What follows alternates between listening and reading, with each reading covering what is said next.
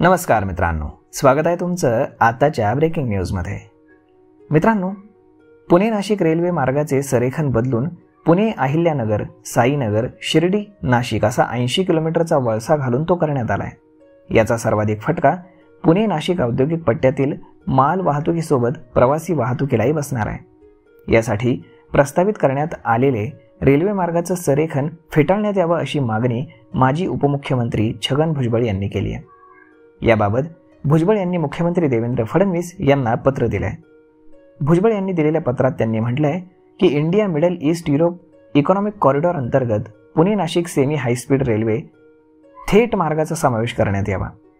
तसेच राज्य शासनाचा 50% वाटा रेल्वे मंत्रालयाला मंजूर करण्यापूर्वी महारेल मार्फत प्रस्तावित GMRT परिसरामध्ये बोगदा बांधून अंतिम आखणी सिन्नर, संगमनेर, नारायणगाव, मनसर, राजगुरुनगर, चाकण मार्गेच करण्यात यावी। पुणे नाशिक या 236 किलोमीटर लांबीच्या नवीन सेमी हायस्पीड रेल्वे मार्गाचं बांधकाम करण्यासाठी राज्य शासनानं महाराष्ट्र लोहमार्ग पायाभूत विकास कंपनी म्हणजेच महारेलची नियुक्ती करून आर्थिक सहभाग देण्यास शासनानं मान्यता दिली होती। DPR मधील प्रस्तावित संरेखन नारायणगावमधून जात होतं, जिथे राष्ट्रीय रेडिओ खगोल भौतिकशास्त्र केंद्र म्हणजेच GMRT ही वेधशाळा प्रस्थापित आहे।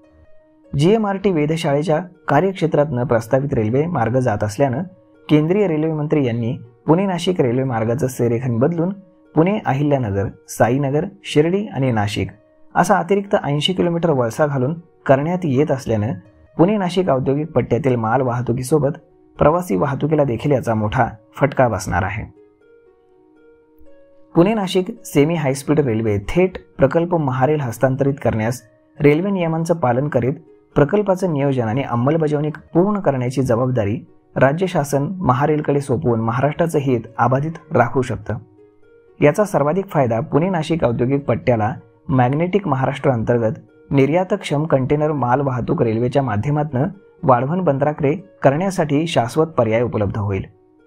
परंतु संरेखन बदलून पुणे अहिल्यानगर, साईनगर, शिर्डी असा 80 किलोमीटरचा वळसा घालून बनवण्याचा प्रस्ताव आपल्या मंजुरीसाठी तो पाठवलाय। सदर संरेखन कुठल्याही परिस्थितीमध्ये पुणे नाशिक थेट रेल्वे मार्गाला अनुसरून नसल्यानं हा प्रस्ताव तातडीनं फेटाळण्यात यावा अशी मागणी छगन भुजबळ यांनी केलेली आहे। पुणे नाशिक थेट रेल्वे मार्ग संपूर्ण महाराष्ट्रातील कंटेनर माल वाहतूक मुंबई उपनगरीय रेल्वे बायपास करून थेट नाशिक मार्गे वाढवण बंदराला जोडली जाणार आहे। महाराष्ट्र लॉजिस्टिक धोरणाअंतर्गत इंटिग्रेटेड लॉजिस्टिक मास्टर प्लॅनसाठी तो पूरक आहे। पुणे नाशिक रेल्वे मार्गाचं संरेखन बदलून पुणे अहिल्यानगर, साईनगर, शिर्डी, नाशिक असा 80 किलोमीटर वळसा घालून केल्यास वाढवण बंदरासोबत कनेक्टिव्हिटी बनवण्यासाठी ते मारक ठरेल असंही त्यांनी यामध्ये सांगितलेलं आहे। तर मग मित्रांनो, अशा पद्धतीनं जुन्याच मार्गावरनं पुणे नाशिक रेल्वे करावी असं खूप साऱ्या लोकांचं म्हणणं आहे आणि तेच भुजबळांनी मुख्यमंत्र्यांकडे मांडलेलं आहे। तर मग आता पाहूयात की नक्की कशा पद्धतीने याला मुख्यमंत्र्यांचा रिस्पॉन्स मिळतोय। तर मग मित्रांनो, हा व्हिडिओ, ही माहिती तुम्हाला कशी वाटली हे तुम्ही आम्हाला कमेंट करून नक्कीच सांगा।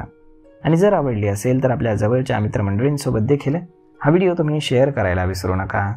धन्यवाद।